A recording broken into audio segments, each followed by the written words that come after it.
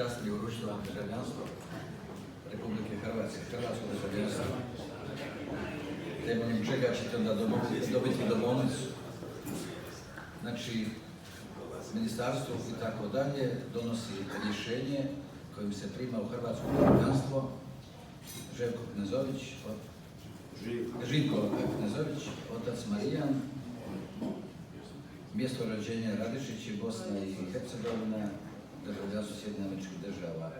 Vi ste rođeni tamo gdje je i moj punac, ali to je proboj, gornji proboj. Mi smo ti tvoji čuvaš.